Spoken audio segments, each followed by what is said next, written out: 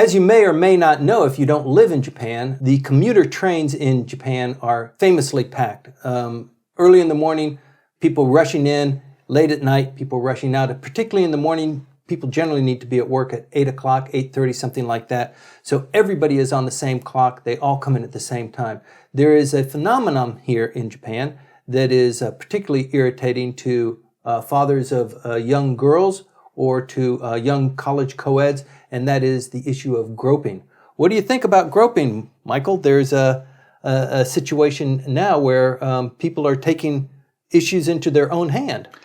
I really feel uncomfortable discussing this, not because I'm a groper myself. Yes. But the issue of groping has been dealt with partially by the creation throughout Japan of women's only cars. And we have women's only all kinds of things now. But there has been some movement. And in fact, Japan has been copied. Many countries that have issues such as India with its so-called eve teasing, or Indonesia, where we have commuter situations that are extremely dangerous for young women. They are looking at Japan's solutions to the groping issue as a means of possibly dealing with their own problems, many of which are much more serious than what exist here. Nevertheless, the idea has always had a problem in terms of identification. Right. In the perpetrator. Who is the perpetrator in a pack train? Where does that hand come from? Right.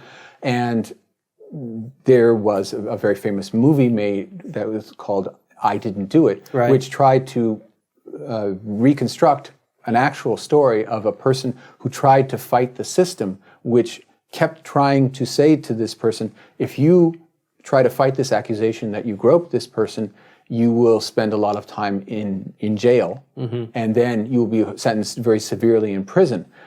It's one of those accusations. Why don't you just admit it? Right. And that way you'll get out and you'll be able to live with things. Right. And the person said, no, I didn't do it, and I will stay in jail, and I will fight for my honor because I am not the perpetrator. Well, that kind of thing, that kind of story right, is something that lends a particular sting to this particular development. Okay, well, the issue is, as you know, because you ride the trains too, as everybody in Japan does, people are packed so tightly together that you're just pressed up against people, and you know the normal area between people is kind of collapsed. You just don't have that luxury, and apparently, so I've heard, hands are just touching and groping for something to feel, and it's just really weird and eerie, but apparently it happens an awful lot, and there are serial gropers and people that just grab the hand and I found you, and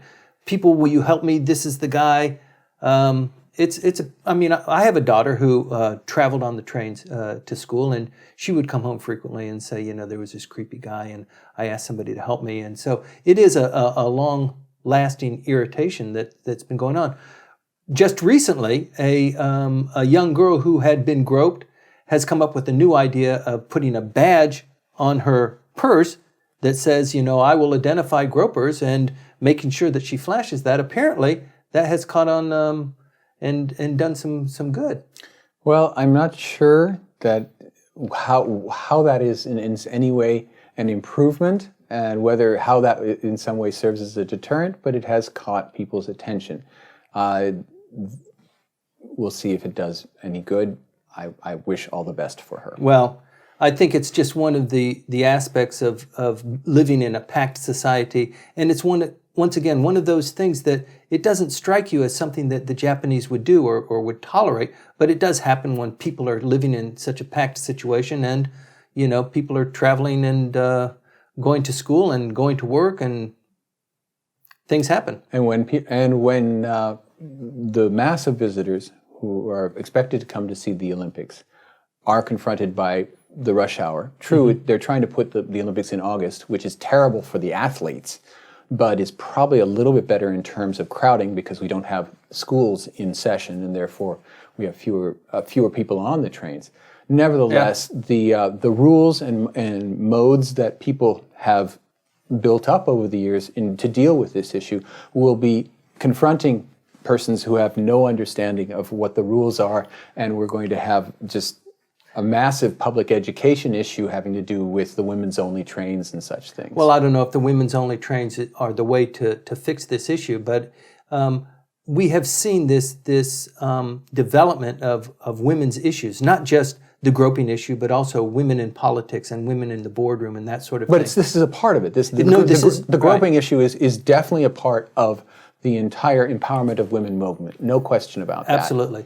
Have you ever walked into a all-women's train, just being absent-minded and walking in, looking at your iPhone and walk in, and the door closes and you're surrounded by these people that are looking at you? I've never managed to be in there long enough for the door to close. Usually an attendant comes and grabs me.